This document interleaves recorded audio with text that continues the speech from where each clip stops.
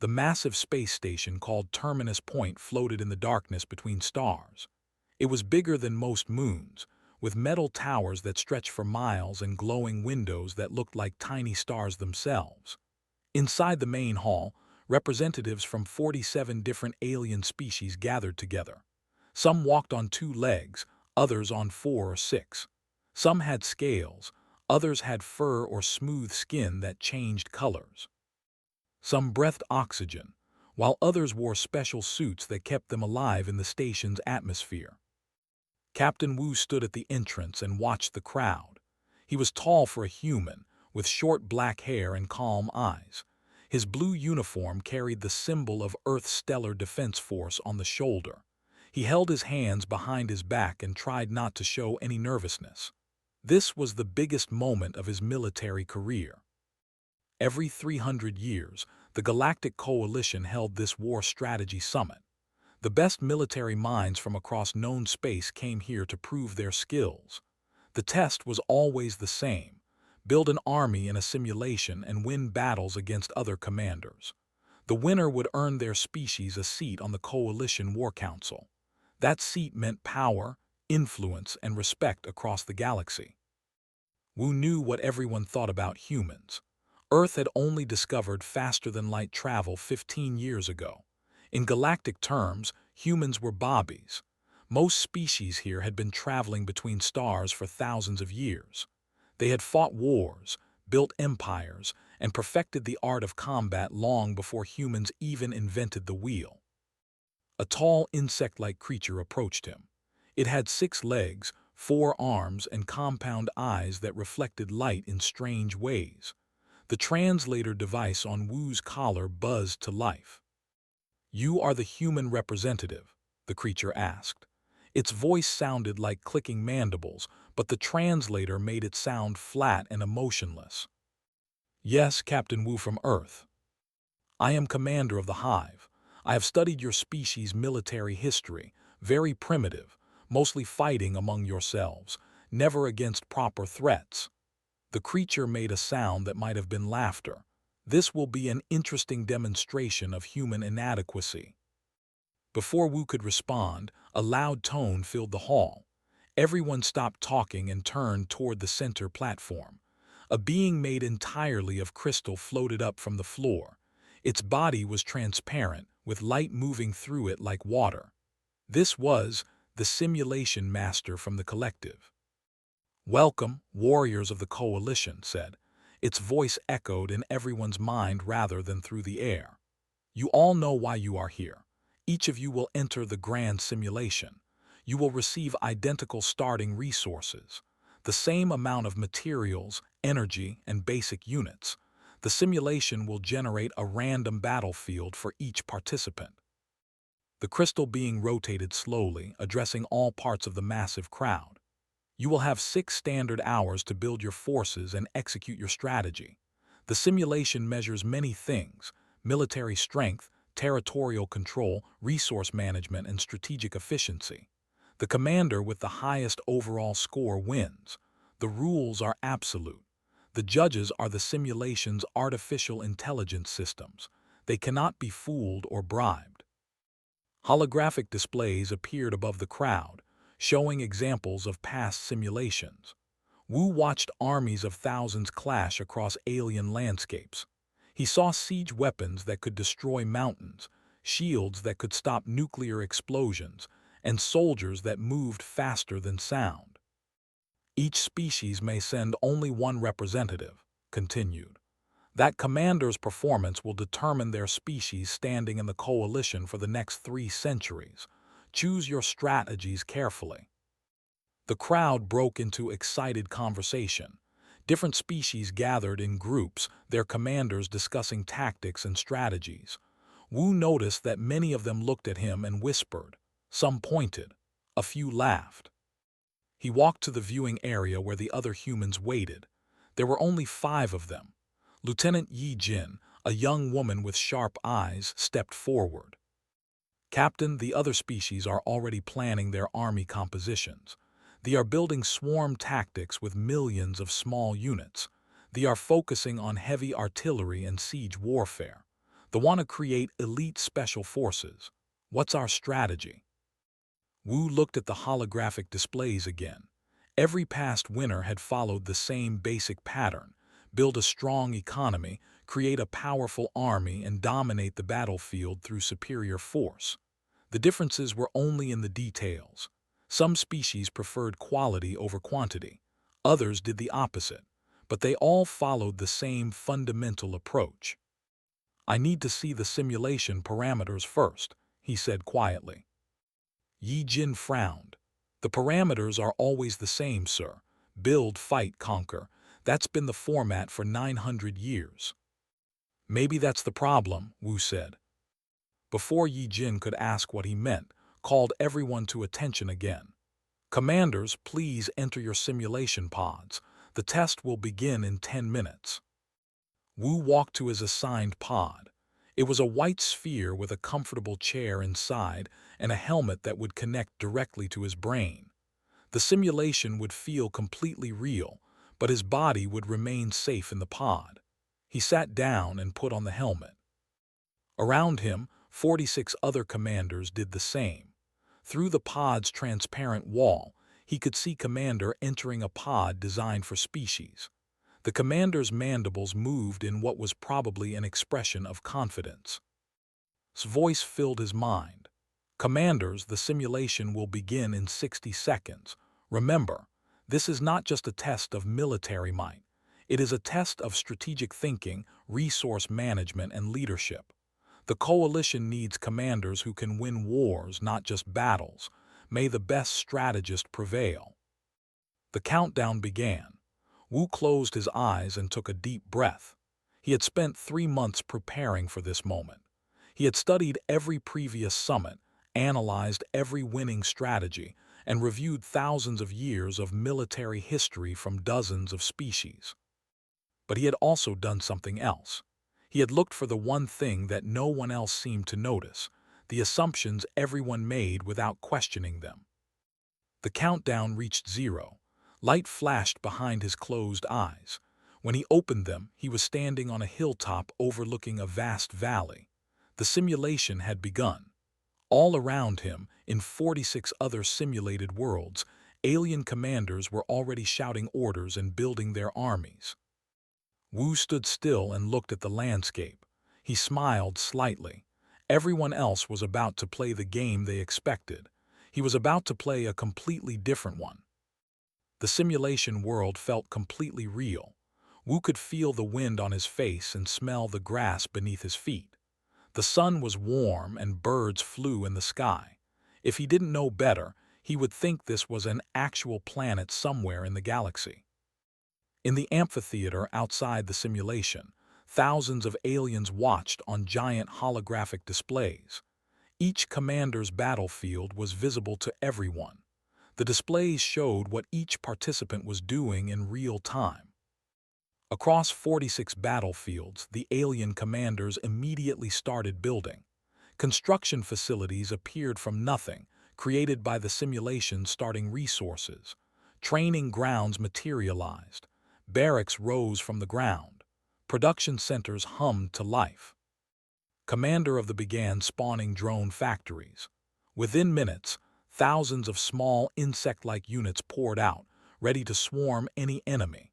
The commander built massive foundries that produced siege tanks and artillery pieces. The focused on elite training facilities, creating fewer but much stronger soldiers. Every commander followed the same basic pattern that had worked for centuries. Secure resources, build an army, prepare for war. Wu did something different. He did nothing. For the first 20 minutes, he simply walked around his starting position. He had 5 basic units, simple soldiers with basic weapons. Instead of using them to start construction, he sent them out to explore. They walked across the valley, climbed hills, and marked locations on his mental map. In the amphitheater, Lieutenant Yi Jin watched with growing concern. "What is he doing?" she whispered to the other humans. "The other commanders already have functioning bases. We don't even have a single building yet." On the displays, alien armies grew larger by the minute. Some species had already produced hundreds of units. Others had constructed defensive walls and fortifications. The simulation time was counting down, 5 hours and 40 minutes remaining. Wu ignored the timer. He studied the terrain carefully. He found rivers, forests, mineral deposits, and flat plains perfect for farming. He identified 3 choke points where armies could be blocked. He located defensive positions on hilltops. Then he walked away from all of them. The alien observers started laughing. His crystalline form pulsed with light as it announced to the crowd, "The human commander appears to be sightseeing rather than strategizing. Perhaps Earth's representative is confused about the purpose of this exercise." More laughter filled the hall. Commander's mandibles clicked rapidly, the version of amusement. "The human cannot even begin properly. This will be over quickly." But Wu had finished his reconnaissance. He returned to his starting position and finally began construction. His first building appeared, not a barracks or a factory, but a farm, then another farm, then a marketplace, a hospital, a school. The laughter in the amphitheater grew louder. Some aliens made their species equivalent of jeering sounds. On the human delegation's viewing screen, Wu's score showed almost 0 military strength. "He's building a village," someone in the crowd shouted, "not an army." His voice echoed through the hall. "It appears the human representative is constructing civilian infrastructure. This is unprecedented and quite possibly suicidal." Yi Jin covered her face with her hands. The other human observers looked sick. This was humiliating. Earth's first chance to prove itself in the galactic community, and their representative was building farms while everyone else built war machines. But Wu wasn't finished. He built more civilian structures, workshops, libraries, parks, residential areas. His 5 starting military units patrolled the borders of this growing settlement. That was his entire army, 5 basic soldiers. By the end of the first hour, every other commander had armies numbering in the hundreds or thousands. Wu had 5 soldiers and a peaceful town. The simulation's economic displays told a different story, though. Most aliens ignored these numbers, focused only on military metrics. But Wu watched them carefully. His civilian structures were generating resources at an incredible rate. Farms produced food. Marketplaces generated trade income. Hospitals kept his small population healthy and productive. Schools educated citizens who then worked more efficiently. His resource income was 3 times higher than any other commander, and it was growing exponentially. By hour 2, something interesting started happening. The alien commanders' armies clashed with each other. The swarms attacked the elite forces. The siege weapons bombarded defensive positions. Explosions filled multiple battlefields. Units died by the thousands. War was expensive. Every dead soldier needed replacement. Every damaged building needed repair. Every attack required ammunition, energy, and supplies. The alien commanders' resource incomes couldn't keep up with their military spending. Their economies started to strain. Meanwhile, Wu's peaceful territory thrived. His 5 soldiers never fought anyone because no one had attacked him yet. His buildings kept producing resources. His population kept growing. His economy became stronger every minute. In the amphitheater, a few observers started to notice something strange. A reptilian scholar from the pointed at the economic displays. "Look at the human's resource generation rate. It's higher than anyone else's." "But he has no army," her companion replied. "What good are resources if you cannot defend them?" The scholar didn't answer. She was watching Wu's score carefully. His military rating was the lowest by far, but his economic rating was the highest. His territorial stability rating was perfect. His long-term sustainability score was off the charts. And there were other metrics that most commanders ignored: civilian happiness, infrastructure durability, and administrative efficiency. The simulation measured these things, but most species considered them irrelevant in a war game. Wu's scores in these categories were maximum. By hour 3, some alien commanders noticed the weak human territory and decided to crush it. A coalition of 3 species sent forces toward Wu's borders. Thousands of soldiers marched across the hills, ready to destroy his peaceful settlement in minutes. Wu watched them come. The aliens in the amphitheater leaned forward, eager to see the inevitable destruction of Earth's representative. Finally, the embarrassing human experiment would end, and the real competition could continue. But Wu didn't order his 5 soldiers to fight. Instead, he did something that shocked everyone. He surrendered the territory without resistance. His 5 soldiers retreated. The invading armies entered his settlement and found no opposition. They destroyed some buildings and moved on, heading deeper into his territory to find his command center. Then Wu revealed his strategy's first real twist. As soon as the enemy armies passed through an area, he immediately rebuilt the destroyed structures. His enormous resource income allowed him to reconstruct buildings almost instantly. By the time the invading armies reached the center of his territory, he had already restored everything they destroyed behind them. The invaders found his command center and attacked it. Wu simply surrendered again, relocated his command center to a different location, and kept building. The enemy armies didn't know what to do. They weren't occupying the territory, just passing through it. And every time they destroyed something, it reappeared within minutes. The 3 allied commanders realized they were wasting time and resources chasing a target that wouldn't fight back. Frustrated, they their forces and returned to fighting each other. They had gained nothing from the attack except wasted resources and tired troops. Wu quietly rebuilt everything they had destroyed. His territory was fully restored within 30 minutes. His economy never stopped growing. In the amphitheater, the laughter had stopped. Aliens looked at each other in confusion. What kind of strategy was this? The human wasn't winning, but he somehow wasn't losing either. He was just existing, growing, thriving. His crystalline form dimmed slightly, a sign of puzzlement. The simulation master had seen thousands of strategies over the centuries, but never anything like this. Wu stood on his hilltop and watched the chaos unfold across his battlefield. Alien armies fought each other with increasing desperation. Their resources dwindled. Their supply lines stretched thin.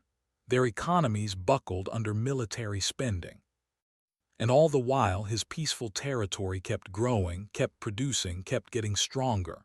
He checked the timer, 3 hours remaining, right on schedule. The war across the simulated battlefields reached a fever pitch. Explosions lit up the sky on dozens of worlds. Armies that numbered in the thousands when the simulation began had been reduced to hundreds through brutal combat. The alien commanders shouted orders, trying desperately to maintain their positions while attacking their enemies. Commander's insect swarms had been devastated by the elite forces. The commander spawned more drones frantically, but each new unit cost resources. The drone factories required energy to run. The economy that had seemed so strong at the beginning was now struggling under the weight of constant military production. The commander faced similar problems. Those massive siege tanks and artillery pieces were incredibly powerful, but they consumed enormous amounts of fuel and ammunition. Every shot fired meant resources spent. Every tank destroyed meant expensive replacement costs. The territory, once rich with resources, was now stripped bare. Across all the battlefields, the same pattern repeated. The alien commanders had built armies designed to win through overwhelming force. They had followed thousands of years of proven military doctrine, but that doctrine assumed unlimited resources and quick victories. It wasn't designed for a 6-hour marathon where every decision had lasting economic consequences. Wu's battlefield remained the quietest in the entire simulation. His territory had grown larger without a single battle. His 5 soldiers still patrolled the borders, never firing a shot. His civilian structures continued to multiply. More farms, more workshops, more marketplaces, more schools. And his resource income had become staggering. While other commanders struggled to afford basic military units, Wu was generating more resources than he could spend. His economic rating on the simulation displays had climbed so high it was literally off the chart. In the amphitheater, the mood had shifted from mockery to confusion to something approaching concern. A gathering of military scholars from various species huddled around the economic displays, trying to understand what they were seeing. "This is impossible," muttered a scholar from the collective. "His growth rate defies standard military economics." "He has no army to maintain," another pointed out.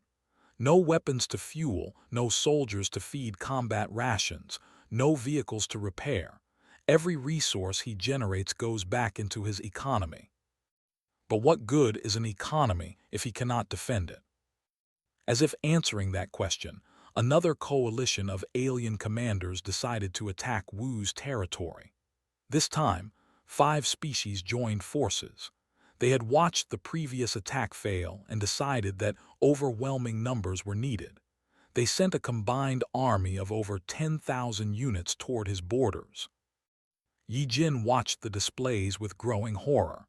"There's no way he can survive this," she whispered. 10,000 units against 5 soldiers. But Wu had been preparing for this moment. When the massive army approached his borders, he didn't retreat this time. Instead, he finally began building military units. With his enormous resource income, he could afford to spawn soldiers at an incredible rate. Within minutes, he had created 200 defensive units and positioned them at a choke point between 2 hills. The alien army attacked. The battle was fierce but brief. Wu's 200 soldiers fought well, using the terrain advantage he had identified in his initial reconnaissance hours ago.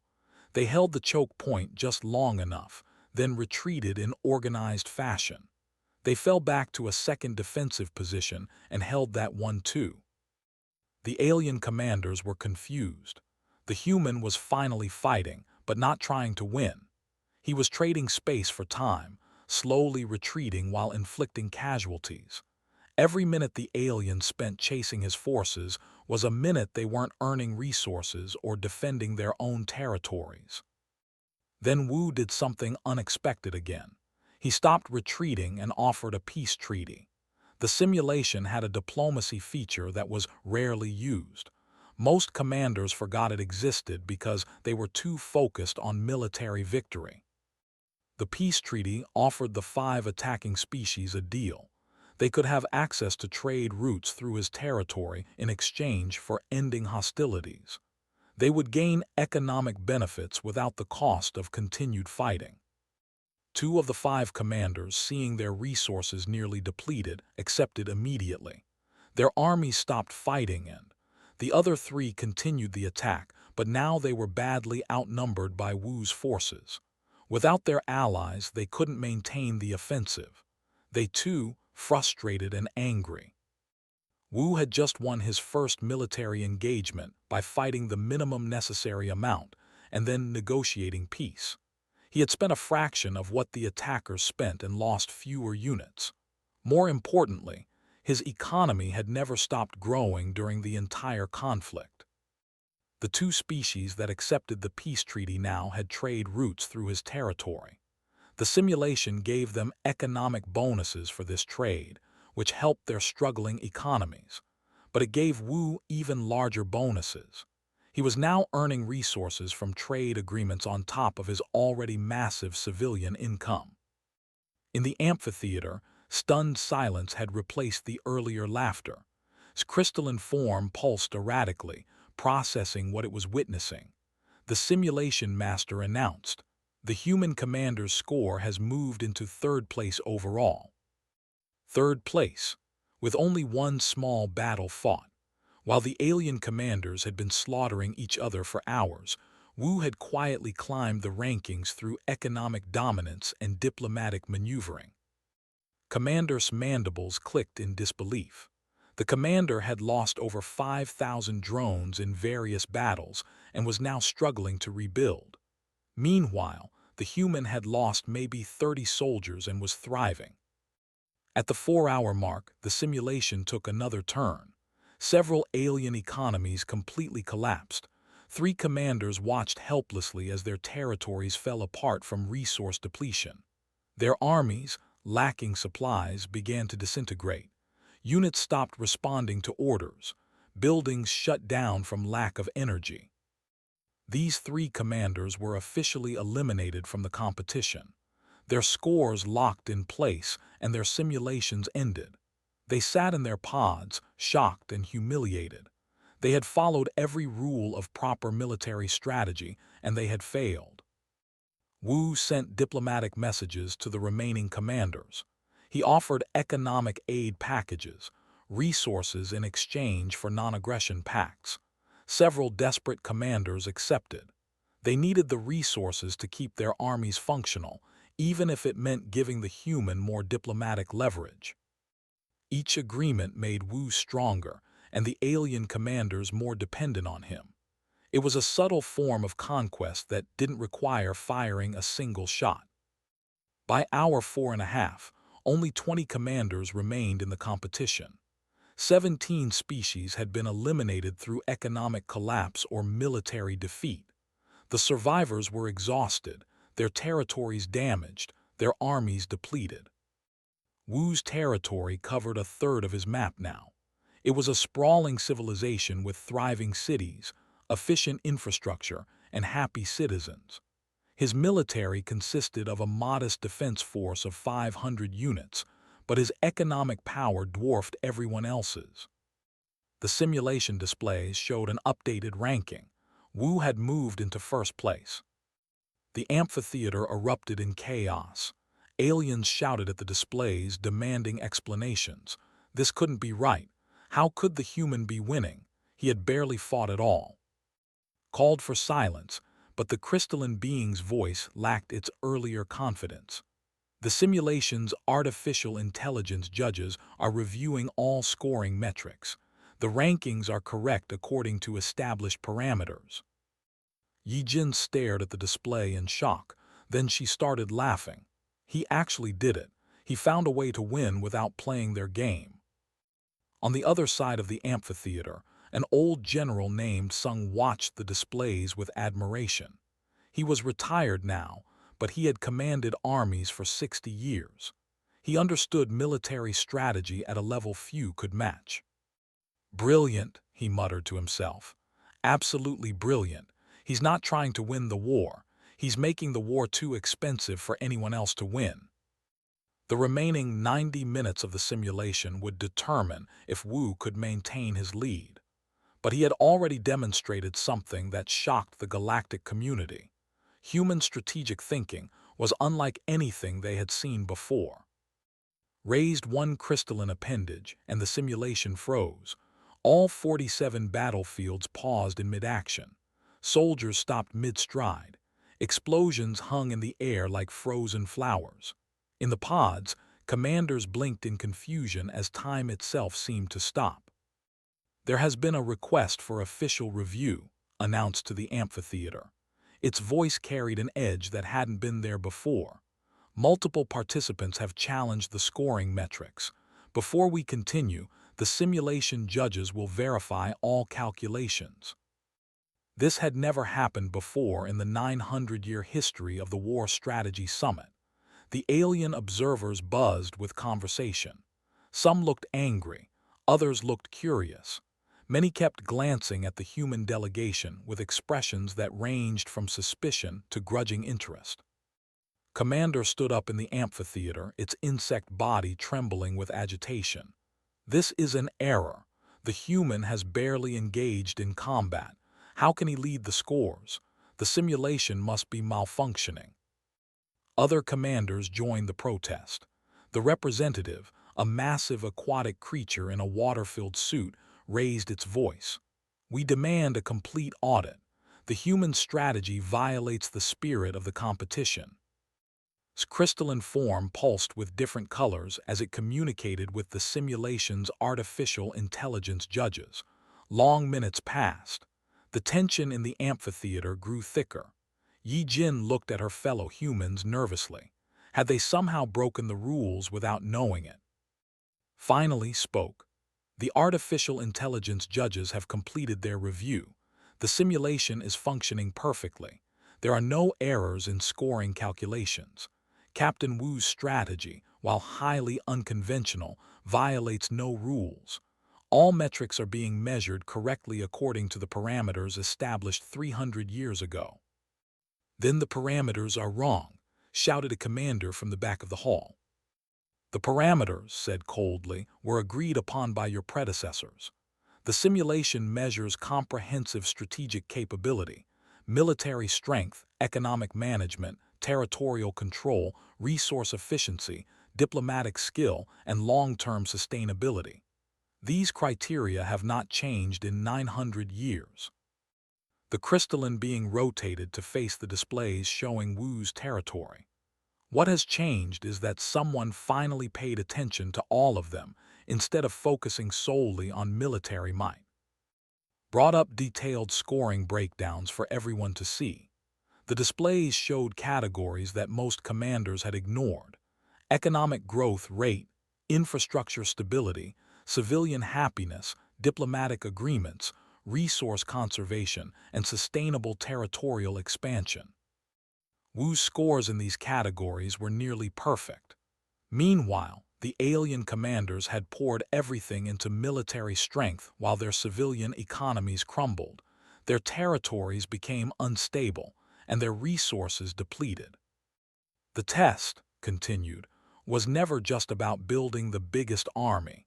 It was about demonstrating complete strategic thinking. The ability to win wars, yes, but also the wisdom to know when not to fight them. The capacity to manage civilizations, not just destroy enemies. A human voice spoke from the delegation area. It was an engineer named Bora, who had been studying the displays carefully. May I address the assembly? Gestured for her to continue. Bora stepped forward, her voice steady despite the thousands of alien eyes watching her. On Earth, we have a long and bloody history of warfare. We've fought each other for thousands of years. We've built weapons that could destroy our entire planet. We've perfected the art of killing. But we've also learned something through all that violence. The best way to win a war is often not to fight it at all. She pointed to the displays showing human military history. Our greatest military victories came from strategies that made war economically unfeasible for our enemies. We used blockades, sanctions, and economic pressure. We fought proxy wars and guerrilla campaigns. We learned that direct confrontation is often the least efficient path to victory. Bora looked directly at Commander. You built an army of drones designed for overwhelming force. It's an excellent strategy for quick victories. But this simulation isn't about quick victories. It's a 6-hour marathon where every resource spent is gone forever. Captain Wu understood that. He built an economy that could outlast any military force. The amphitheater was silent. Even the most hostile aliens couldn't deny the logic of her words. Wu's voice suddenly echoed through the hall. He was still in his simulation pod, but the communication systems allowed him to speak to everyone. May I demonstrate my final strategy? I believe the remaining 90 minutes will answer any remaining questions about the validity of my approach. Considered this, then unfroze the simulation. Time resumed across all battlefields. The remaining commanders scrambled to adjust their strategies, but most were already too committed to their military approaches to change course now. Wu implemented his endgame. With his massive economic advantage, he began what he called diplomatic conquest. He sent messages to every remaining commander, offering them a choice: accept his economic aid and peace terms, or face continued warfare against opponents who had his support. The offer was simple. Any commander who signed a mutual defense pact with Earth would receive immediate resource subsidies. They would also gain access to his trade networks, which would help stabilize their collapsing economies. In exchange, they agreed not to attack him or his allies. One by one, desperate commanders accepted. They needed the resources. Their own territories were falling apart. Their armies were exhausted. Wu's offer represented survival. Within 30 minutes, 15 commanders had signed agreements with Earth. They became part of a coalition that Wu led not through military force, but through economic necessity. He had effectively conquered them without firing a shot. The remaining 5 commanders refused his terms. They were proud warrior species who considered such diplomacy to be cowardice. They continued fighting among themselves, determined to prove that military might was superior to economic manipulation. Wu watched them exhaust themselves. When they finally tried to attack his territory or his allies, he responded with his well-rested, well-supplied defense forces. His armies weren't the largest, but they didn't need to be. His enemies were already weak from hours of constant warfare. The battles were brief and decisive. The 5 holdout commanders lost not because Wu's forces were stronger, but because their own armies were too damaged and depleted to fight effectively anymore. By hour 5.5, only 2 enemy commanders remained active. Both were struggling with complete economic collapse. Their scores had plummeted while Wu's continued to rise. Wu sent them one final message. Surrender now, and I'll provide resources to stabilize your territories. You won't win this simulation, but you'll end with honor rather than complete defeat. After a long pause, both commanders accepted. They had no other choice. The simulation timer hit 6 hours. Time stopped. The test was over. Displayed the final rankings for everyone to see. Captain Wu, representing Earth, was in first place by a massive margin. His overall score was nearly double that of the second-place commander. He had achieved this with the smallest military, the fewest battles fought, and the lowest casualty count of anyone in the competition. He had won not through strength, but through strategy, not through conquest, but through making conquest unnecessary. The amphitheater remained silent for a long moment. Then slowly the general's sung began to clap. The sound echoed in the vast hall. One by one, other aliens joined him. Not all of them, certainly. Many still looked angry or confused, but enough recognized what they had witnessed, a completely new way of thinking about warfare. His voice was quiet when it spoke. I declare Captain Wu of Earth the winner of this 300th War Strategy Summit. Humanity has earned its seat on the Coalition War Council. In his simulation pod, Wu allowed himself a small smile. He had bet everything on one insight, that the aliens were so focused on military tradition that they had forgotten to question what winning actually meant. He had been right. The simulation pods opened. 47 commanders emerged, some with grace and others stumbling from exhaustion. 6 hours of intense mental focus had drained them all. But while most aliens looked defeated or frustrated, Wu stepped out of his pod looking calm and alert. His strategy had required patience and observation, not constant frantic action. The amphitheater was still processing what had happened. Clusters of aliens gathered around holographic displays, replaying key moments from the simulation. They watched Wu build farms while others built barracks. They watched him negotiate peace while others waged war. They watched him slowly, methodically take control of the entire game without most people noticing until it was too late. Floated to the center platform. The crystalline being's internal light pulsed in a pattern that suggested deep thought. In 900 years of this competition, we have seen countless strategies, overwhelming force, defensive mastery, lightning raids, guerrilla tactics, but never have we seen economic conquest through diplomatic isolation. Captain Wu has taught us that warfare has more dimensions than we remembered. The official ceremony began. Wu walked to the platform while the alien delegates watched.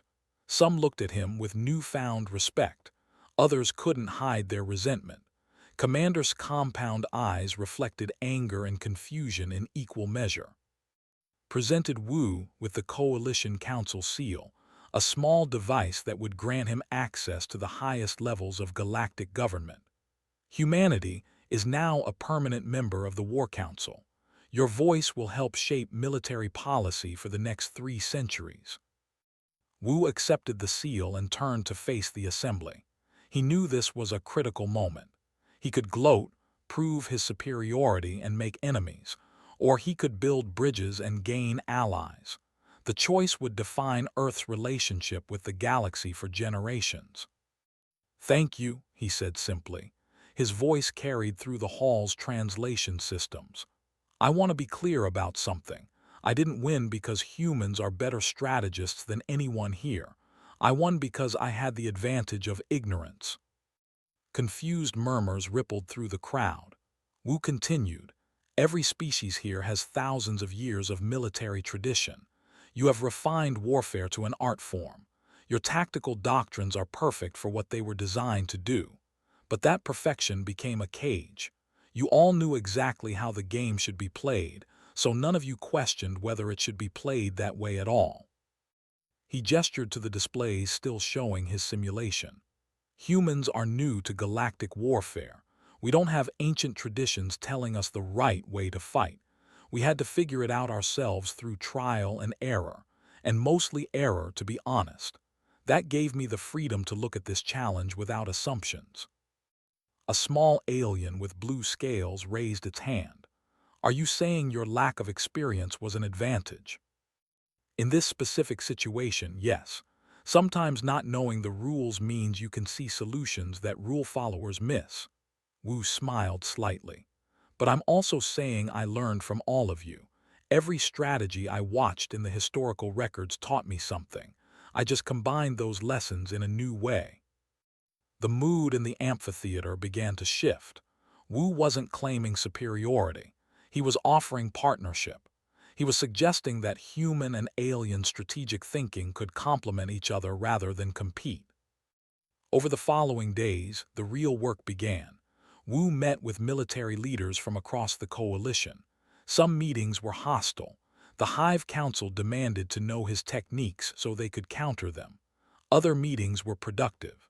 The General Sung spent hours discussing military philosophy with him. "Your victory was uncomfortable for many species," Sung told him during one late-night conversation. "It challenged assumptions they've held for, but it was necessary. We had become too rigid in our thinking." "Will they try to prevent this strategy from working again?" Wu asked. Sung made a rumbling sound that meant something between laughter and respect. "Of course. In the next summit, the parameters will probably be adjusted, but that's not the point. The point is you've reminded everyone that strategy requires flexibility, that doctrine must evolve, that the best military mind is the one that can adapt." News of Wu's victory spread across the galaxy. On Earth, celebrations erupted in every major city. Humanity had proven itself on the galactic stage, but more than that, they had shown they could contribute something unique to the coalition. Admiral Sangwoo, Earth's highest-ranking military officer, was chosen to take humanity's permanent seat on the War Council. Before he left Earth for his new assignment, he met with Wu privately. "The Council wants you to give lectures at various military academies across the galaxy," Sangwoo said. "The Queen herself has requested you visit their war college." Wu looked surprised. "The commander seemed to hate me." Was humiliated, but the Queen is smarter than her field commanders. She recognizes that understanding human strategy could be valuable. Sangwoo paused. "Several species are requesting similar exchanges. They want to learn our approach to asymmetric warfare, guerrilla tactics, and economic disruption." "What do we want in return?" "Their knowledge, their thousands of years of military experience, their advanced weapons technology and tactical doctrines." Sangwoo smiled. "You've opened a door, Captain.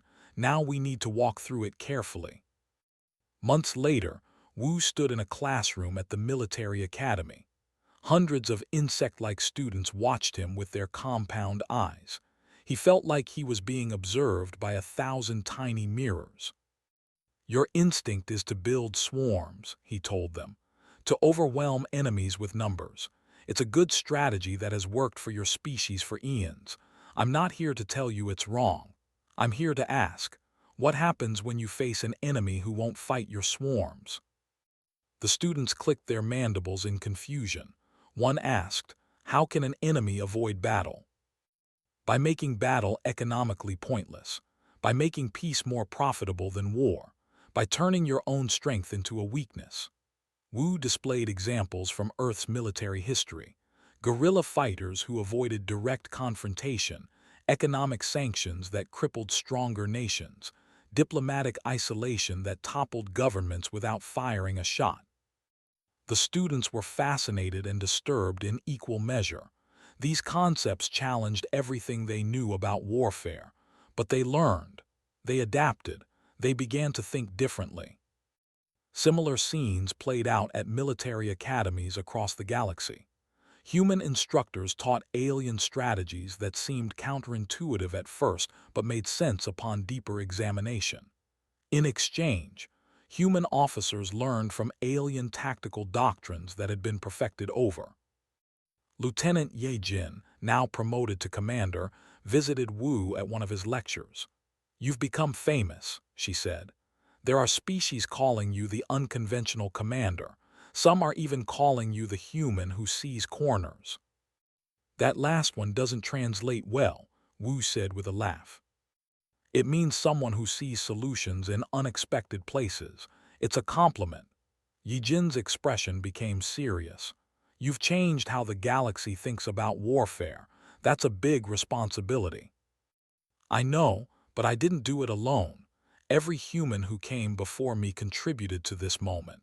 Every war we fought, every mistake we made, every lesson we learned. I just happened to be the one who got to demonstrate it." On Earth, in a small apartment in Seoul, Wu's grandmother watched recordings of his lectures. She was 90 years old and had lived through humanity's worst conflicts. She had seen war's true cost. She smiled as she watched her grandson teach aliens about the value of peace over violence, of economics over militarism, of thinking over fighting. "Good boy," she whispered. "You learned the right lessons." The galaxy was changing. The Coalition War Council, which had once focused solely on military strength, began considering economic and diplomatic factors in their strategic planning. Wars became less frequent because species realized that the human approach, avoiding conflict when possible, was often more effective than endless fighting. Not everyone was happy with these changes. Some species clung to their warrior traditions. Some resented humanity's influence. But slowly, gradually, the galaxy became a more stable place. Wu eventually retired from active military service. He spent his final years teaching and writing, sharing the lessons he had learned. His book, Strategy Without Battle, became required reading at military academies across 36 worlds. In the book's final chapter, he wrote, "War is not about winning battles. It's about achieving goals. Sometimes the best way to achieve your goals is through strength, but sometimes it's through wisdom, patience, and the courage to do what everyone else thinks is impossible. The greatest victory is the one that costs the least and builds the most." Years after his death, the Coalition built a statue in his honor at Terminus Point. It showed a simple human captain standing calmly while holographic armies raged around him. The inscription read, "He taught us that the strongest weapon is the mind that refuses to fight when fighting is unnecessary." Commander, now old and retired, visited the statue once. They looked at it for a long time, mandibles clicking softly. Finally, it made a gesture that among its species meant respect for a worthy opponent. "You were right, human," said to the statue. "We were so focused on how to win that we forgot to ask what winning really meant." The galaxy remembered Captain Wu not as a great warrior, but as something more valuable, A teacher who showed civilizations that had forgotten how to think differently that there was always another way, always another strategy, always another solution. All you had to do was be brave enough to see it.